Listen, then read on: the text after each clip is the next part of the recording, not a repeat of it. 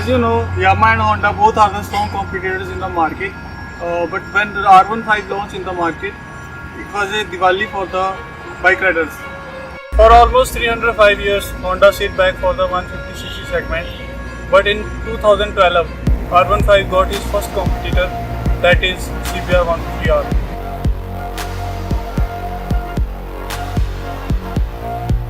Introduction is done for the both of the bikes, but before we move to the real review of the R15 versus CBR, we want to inform you this is not a track review of the bikes. We are not the professional riders. We just want to share our experience of this bike because we own this bike almost for the 1 to 2 years. Now come to the front. In the R15, R15 has dual headlamp. The CBR has single headlamp. Both bikes are fully faired. The engine of the R15 is very well covered with the fairing, but in the CBR it's not very well covered. So when we talk about the suspension, both bikes have a telescopic suspension in the front, and in the back it's a monoshock. In the CBR, the braking, the display of the CBR is bigger than the R15, so there is a good braking in the CBR. In the R15, the backlight is LED, but in the CBR it's a simple bulb light. There is a grab rail in the CBR, but there is no grab rail in the R15.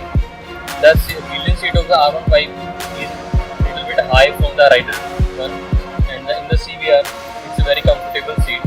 The swing arm of the R15 is longer than the CBR, so R15 has an aggressive swing.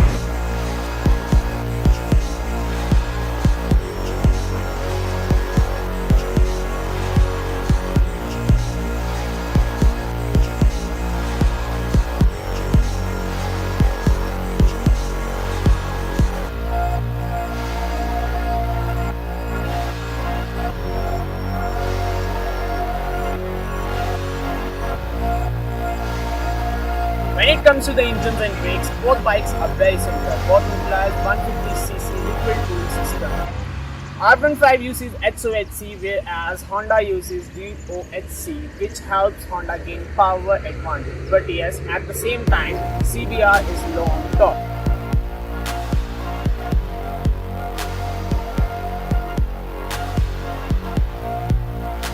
There is also difference how the power is delivered to the rider.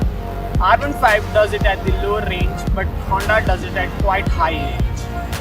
R15 is super fast from the second you hit the self-start, but CBR does the same thing after 7500 RPM. This bike goes insane after that range, and this shows that Honda is quite faster than R15, no doubt. But yes, the same thing goes again and again. This bike has low in torque.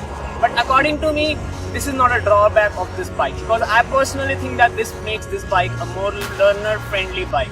You know, you have to shift a gear up and down along and after long times in a city traffic, but this makes it quite happy.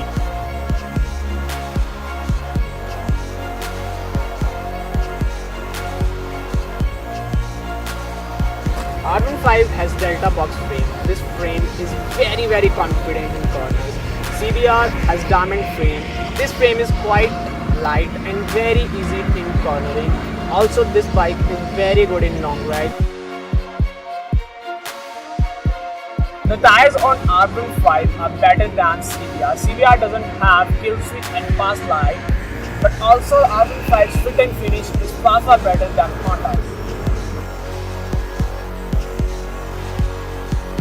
The gearbox on R15 is smoother than CBR, but CBR manages to get better fuel efficiency. We got 43 to 44 km per liter on CBR, while on the R15 the mileage was 38 to 39 km per liter only.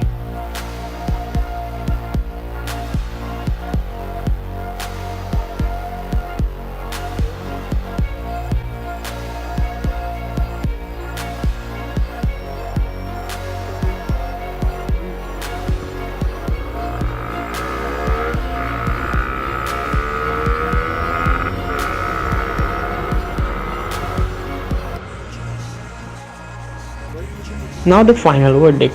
Both the bikes have similar engine performances, but there is the difference how the power is delivered to the rider. According to us, there is no bike who is winner of this challenge. R15 is better option for you if you want a track oriented bike, whereas CBR is much more comfortable if you want to take it to the long rides and want to learn more from your bike.